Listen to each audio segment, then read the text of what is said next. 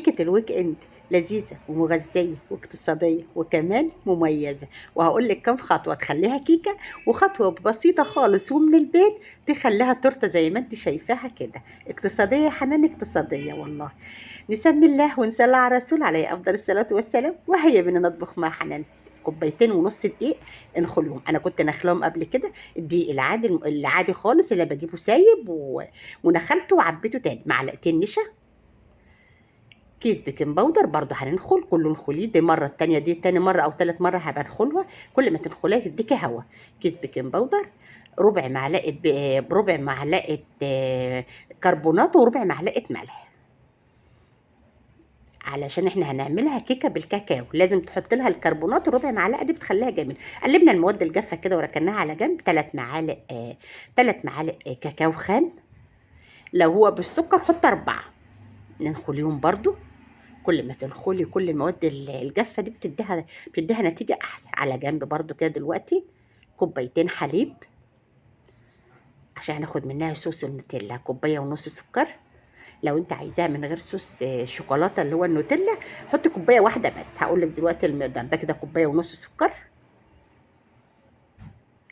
هننزل بقى بالكاكاو اللي احنا ناخلينه.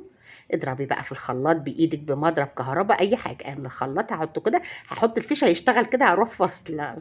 يلا بينا. كنت لسه هحط الفيشه وهشتغل. اشتغلي بقى شويه، ده اهم حاجه الخطوه ان انت تضربيها كتير. بجهز كوبايه الزيت، نوع الزيت يكون بس نضيف معاكي.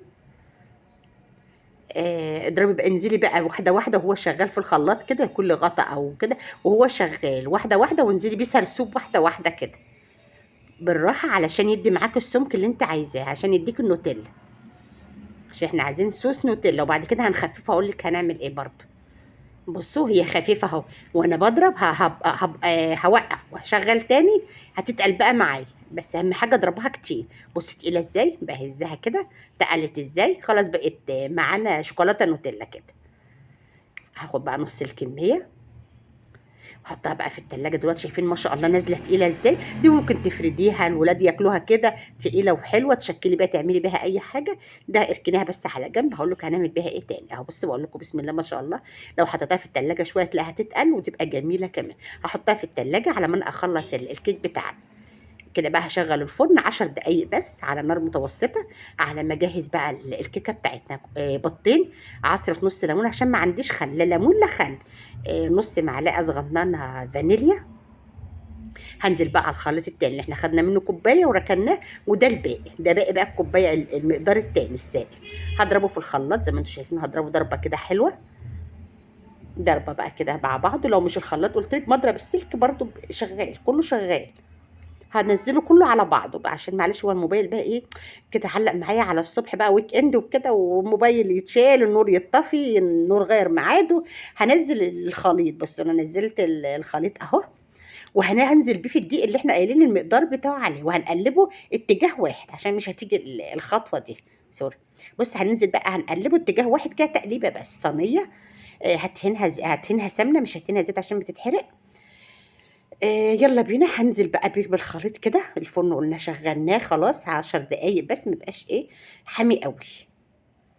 يلا بينا بالخله بمعلقه باي حاجه، ونمشي بيها خطوط كده ما تقبش معانا. بسم الله ما شاء الله. مش هتكمل تلت ساعه، مش هتاخد نص ساعه في الفرن. خفيفه ولذيذه وجميله. هسيبها بس تهدى شويه، وهنزل بقى بخليط الشوكولاته. عايزه بقى كده كده كيكه هي لوحدها كده اوكي مفيش مشكله. بس اقول لك اهو، بص بسم الله ما شاء الله، بص تقل ازاي بقى، وطعمه كمان روعه روعه روعه جميل. لو عايزه اللبن كوبايتين اللبن ده تعمليها كوبايه كوبايه. عايزه بميه خالص، الميه كلها مفيش مشكله برضو، بتبقى جميله وخفيفه ولذيذه. نزلت كده بالصوص النوتيلا اللي انتوا شايفينه. بقت روعه. عايزه بقى تاكليها كده برضو كمان تقطعي كده وخلاص تمام تمام. بس ان كنت انا والولاد عايزين بقى فاكهه واعمل لهم ايه جو ويك اند بقى، مش عايزين ناكلوا جبنه ولا فول ولا فلافل نفطروا، فعايزين نفطروا كده. قطعنا موز وفراوله. هو فنجان موز وفنجان فراوله. حطيت عليهم معلقه شربات، كان عندي. عايزه شربات بقى، عايزه جيلي حطيه عليها عشان ما تسودش لو قعدت شويه. مفيش مشكله يعني. حط قطعي كده الفاكهه بطريقه عشوائيه زي ما انت شايفه كده عادي خالص، سهله وخفيفه، وفي نص ساعه تكوني عاملاها ومجهزاها. وبقيت معلقتين نوتيلا ورشتها كده على الوش، نعمل لها ديكور عشان الولاد يحبوها بقى كده. كده. احلى ويك اند ده ولا ايه؟ عايزين قاعده بقى سهره، عايزين تسهروا بقى في راس السنه، عايزين يعني ايه، هي فكره، هي فكره. بس بسم الله ما شاء الله، الله اكبر، بسم الله ما شاء الله، لا حول ولا قوه الا بالله. ايه رايكم في الجمال ده؟ احب تقولوا لي رايكم. جميله وخفيفه ولذيذه.